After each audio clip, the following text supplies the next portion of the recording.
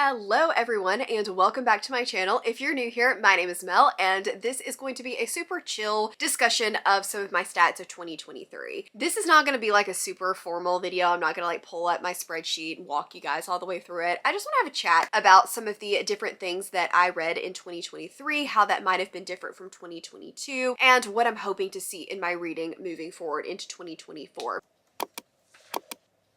So I guess let's just start with Goodreads, because Goodreads is obviously the place where I track the most of my reading other than my spreadsheet. I set my goal at 175 books this year because last year I read 170 books. And so I was like, let's just push it. Let's see how many I can read. And I think that in 2024, I'm going to try to scale that mentality backward in the opposite direction of reading quality over quantity. So this year I did manage to read 164 books. There may still be one or two stragglers because I am filming this on Christmas. So I've got like 5 days. So I have a feeling that this will be a little closer to like 166, 167 books, but that is a few less than what I read last year. I actually read 170 books, like we said last year. As far as pages read, I read about 68,000 pages this year, 68,340 pages. And last year I read about 64,000. So what that really tells me is that it sounds like I have actually read a few bigger books maybe this year than I read last year, which honestly surprises me. I actually felt like I was reading smaller books this year than I was last year. As a matter of fact, when we look at my page range, my like most read page range was actually 300 to 500 pages. So kind of that like medium page range. I didn't read as many small books. I did read some 500 to 800 like super chunky books. But as far as over 800 pages, I only read like 5 or 6 of those this year. So I really didn't read any like ultra chunky books, which in the realm of fantasy, I'm actually pretty surprised by, honestly. But overall, like I said, 68,000 pages. That is a little bit different than on my reading tracker versus what Goodreads says, but we all know that Goodreads pages, not exactly accurate. On Goodreads, it does say that the average length of my books this year was 402 pages, which last year it is saying that it was around 377 pages. So definitely feel like I was reading a little bit longer books this year. My average rating for this year was a 3.2, which is not ideal. I felt like I wasn't really loving books this year. And again, that is something that I'm hoping to change if you guys have seen my goals video in 2024. And when I go back and look at my ratings from last year and what my average rating was, it was still a 3.2. So I guess I didn't hate books as much as I thought I did. I don't know, a 3.2 is still not great. I would love for that to be more like a 3.8 because I'm not the type of person that when I read a book and I really enjoy it, that doesn't automatically make it a 5-star. Those are my 4 stars. My 5 stars are reserved for things that I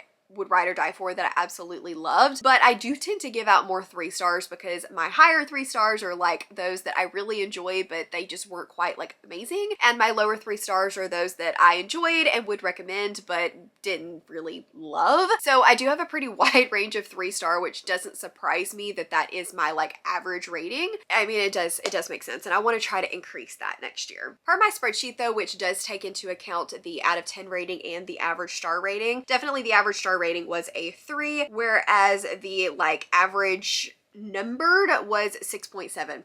So pretty standard kind of run-of-the-mill, middle-of-the-road type reads this year, which kind of stinks. This year I did use half-star ratings on my spreadsheet, but not in my Goodreads ratings. And I think next year I am going to be leaning away from half-star ratings and just going fully into the complete number, like whole numbered rating, mostly for a couple of reasons. One, it just helps it kind of keep in my mind what are 3 stars, 4 stars, 5 stars.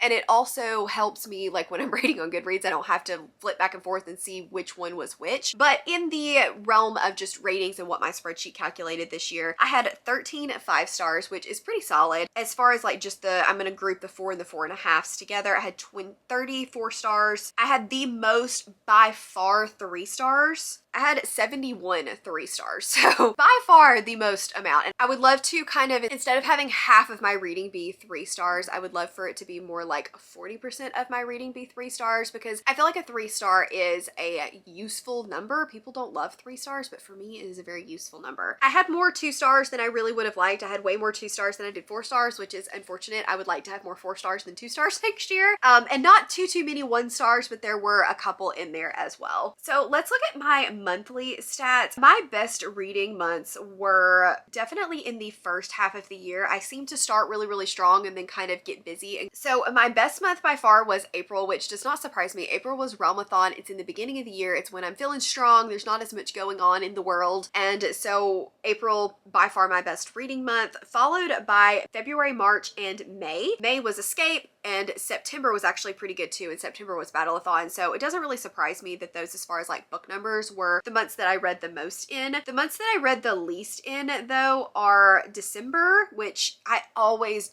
read so little in December. It's just because life gets really busy. You have so many obligations of things to do and people to see, and I feel like I just get a little bit more burnt out toward the end of the year on what I'm reading. So I've only read like 6 books so far in December, and I anticipated only going up to like 8 or 9. But my other worst month was June. That is pretty consistent with what it is every year. Typically it's May or June that is my least read month, because I burn out in April for Realmathon, but then this year we had Escape, so then I burn out in June. Those are the busy months when we're outside, we're doing things too, and just the months that I feel like my reading mentality just always takes a hit. I don't know what it is about that middle of the year and very end of the year, but I always seem to read less in those months. As far as pages, it is pretty consistent with like page count versus what I read, but you will see, even though the number of books that I was reading stayed about the same throughout the latter half of the year, the page count drastically went down when you compare that to the number of books, the same number of books in the earlier parts of the year. I think that that's just because I was picking up more like horror and fantasy romance in the latter half of the year, which tend to be smaller books in general, whereas the beginning half of the year was more like epic fantasy, which are bigger books. So let's quickly look at the format of books that I read, because I am curious to see. I think I read primarily audiobooks, and it's kind of hard on the spreadsheet to document this because I have to pick whether it was an audiobook or a physical book or an ebook. I do have a mixture on there, but I kind of reserve that for when I read like half and half 2 different ways. So I'm gonna just, without looking at this, guess that my most read format was an audiobook. I think that I want to continue, like I'm good with audiobooks still being my primary source of reading, mostly because I do a lot of driving and I'm at work and in the car a pretty good bit, so that is a way for me to continue to be able to read. But I do want to try to increase my ebooks and physical books next year, because I miss reading physically. I do feel like I get a lot more out of it when I read physically, and I'm able to retain a little bit better, so I want to hopefully read more of my like on the shelves books next year. So 97 books out of what I read were audiobooks. That does not surprise me. That is double what everything else was. Again, I'm not surprised by that. Ebooks were the second highest, which again, I'm not really surprised by on that one. I love my Kindle. I love physical books, but I like being able to just take my Kindle with me to work and continue reading even if I don't like have a way to bring the physical book with me. It's a little easier to like sneak at my desk rather than the physical book where I have to like sit there with it open and people can see it. I don't want them to know that I'm reading. I'm supposed to be working, but I really want to be reading. And then mixture was actually more than physical. I read 31 mixture and 15 physical. I'm not surprised by that either. That does feel pretty consistent from my past years as well, because I tend to, when I read a mixture, have an audiobook going with a physical book rather than just sitting down to read the physical. So that does not surprise me that mixture is a little bit higher than the physical books. Okay, let's talk genres. So my primary genres that I tracked this year, and I think I am going to track the same genres this year as I did last year. Definitely feel like I read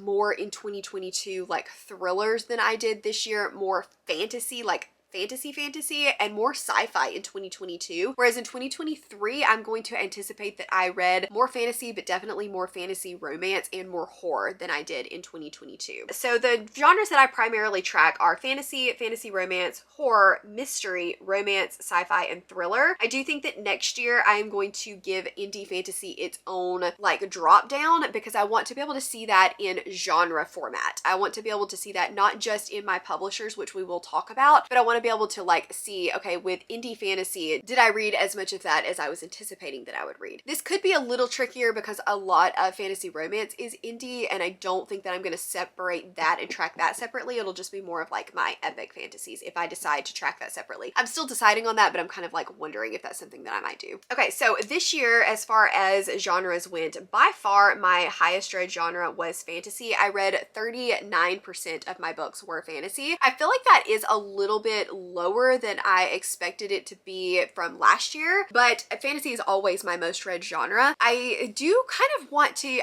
keep that around 40% I think next year, but I do want to increase my other genres, so maybe more like 35-40% fantasy, and then increasing the amount of the other genres that I read, because my second highest read genre at 19% was horror. I actually read 33 horror books. That's pretty much I think where I want to stay. I like that part of my reading. I think that was a good number to keep me reading more horror and figuring out what I like while also not burning myself out, although it was more than I read in 2022. My next highest genre was fantasy romance at 20%, and I actually want to increase that a little bit this year. I would like to read more like 30-35% fantasy romance because I'm loving it right now. Now granted, that could change as my reading changes throughout the year, but I'm really loving fantasy romance and I want to lean into that love without sacrificing my fantasy roots, obviously. As far as other genres, just kind of the little sprinklings in, at number 4 we had sci-fi at 12%. I'm fully contributing that to Realmathon because I was on Team Ilma and we were the sci-fi genre. I really leaned into sci-fi. I like sci-fi, but I do think that I plan to read less of it in 2024. It's a genre that I enjoy, but not a genre that I love and I find a lot of 5-star reads in. So while I like it and I do occasionally want to read it, I don't think I want to make it like a primarily focused genre. And then I also read a decent amount of thrillers. I actually read 13 thrillers, or 7.5%. I do anticipate that number to go down just a little bit. That was probably like Summerween and things of that nature. I didn't love a lot of thrillers this year. You are going to see that in my worst books and most disappointing books of the year. A lot of those are thrillers, and so I think I want to lean more into the horror and take out some of those thrillers, but I don't want to give them up completely. Like, I do still want to read thrillers. And then I didn't read a lot of mystery. I read like 4 mystery, which I'm good with, and I only read 2 romance. I'm fine with both of those numbers staying pretty small. Contemporary romance, dark romance, I do like the occasional one and I do want to read them on occasion, but I don't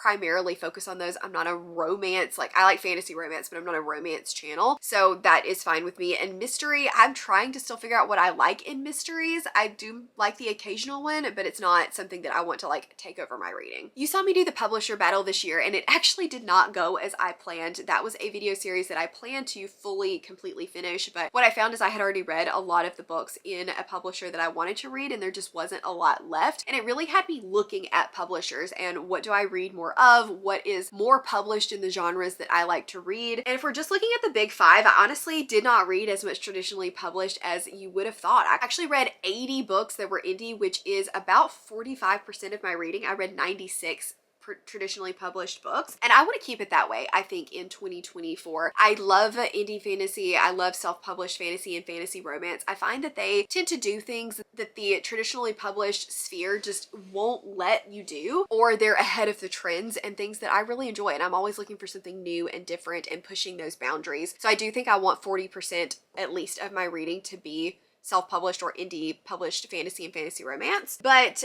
the other big 5 publisher that I read the most of was Macmillan, which actually does surprise me a little bit because Orbit is Hachette. And I thought that I would have read more Orbit books, but I read a ton of Tor this year and Tor imprints. Part of that is because I read more horror and Tor Nightfire is a horror publisher, but I didn't read as much Hachette as I thought I would have, but it was like one of my on up there publishers. So as far as imprints go, this one's kind of stressful to look at because there are a lot of imprints pulled down through here, but indie was by far the most. I had 63 of that. Now, some of the indie books were like Poison Press and they had their own press, which I put them in, which is why that number is a little bit discrepancy from the big 5 number. But this is more so a lot more indie books than I read in 2022. So I'm really happy with that. Then I read a decent bit of Poison Press, which are all Darcy books.